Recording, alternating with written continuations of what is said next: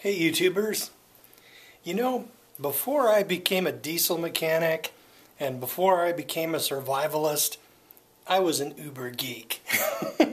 And sometimes I feel ill at ease because it's like I'm losing my identity or something. But every once in a while, I get it back. I just had to do it.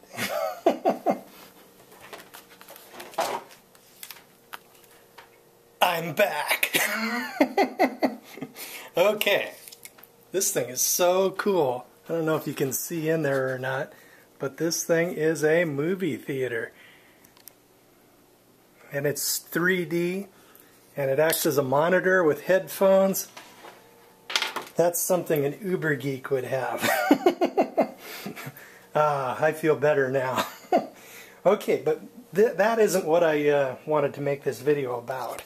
The cool thing is, one thing that I saw on the internet recently, and it was actually brought to my attention by Paul Wheaton, a guy who runs a big permaculture website, and you know, a lot of survivalists these days are we're sort of teaming up in a way with organic tofu eaters and permaculture people who, you know, do the sustainable gardening and stuff, because it is just a very practical and extremely useful way to grow food. And of course, we survivalists love to eat. But anyway, what that service was that I saw was a way of tipping people who produce great content on the internet, even though they don't ask for it. Now, as you can see, I bought that $600, $500 3D eyepiece there, so I got plenty of money, so don't tip me. But I just thought I'd bring it to your attention, and I think it's cool because if somebody, okay, now PayPal has some limitations to it, right? There's always fees and everything attached to it, but this service that I found was it's actually a non-profit, and that way it can do some things without getting as heavily taxed. And there's situations where you read an awesome article or you see an amazing video that will be useful to you for a lot of your future, right? But it isn't quite worth like $10 or something.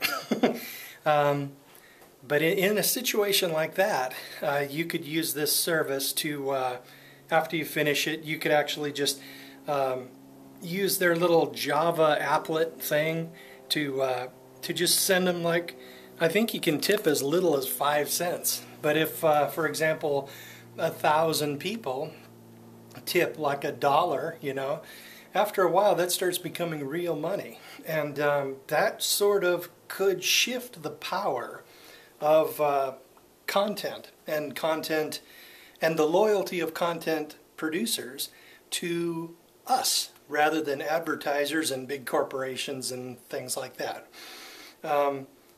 In a situation like that, you know, you read a great blog post or an awesome article, you could actually just hit the little thing and put 50 cents on the table, sort of.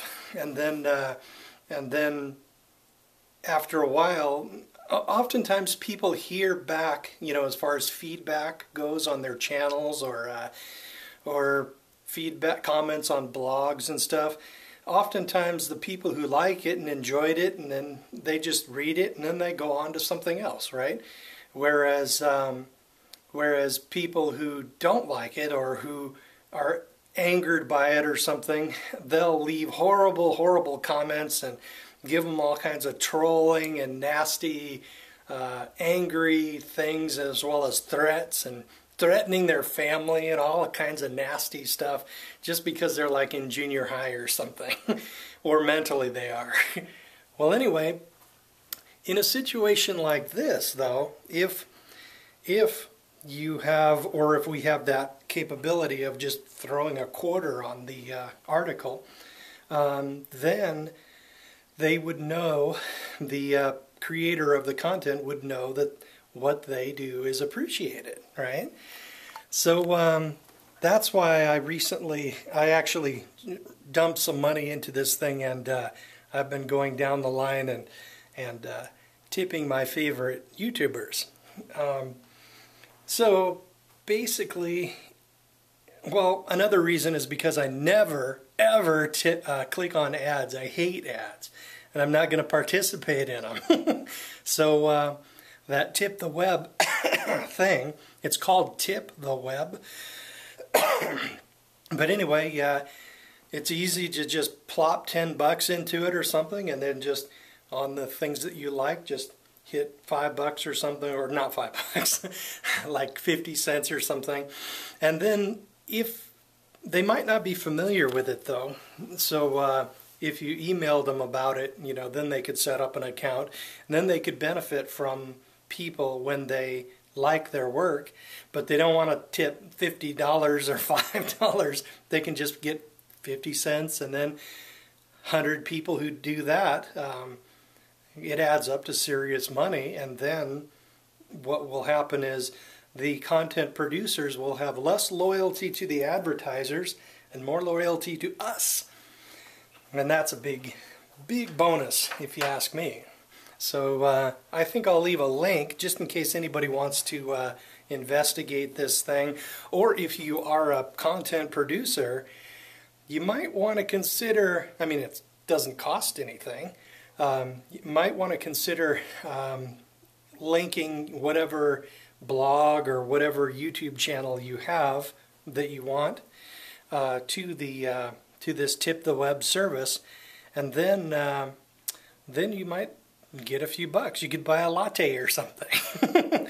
And now it's a non-profit service. It's a non-profit corporation, so I suspect that where it's going to get its a lot of its funding is quite possibly from donations like 50 cents to some blog that's been forgotten.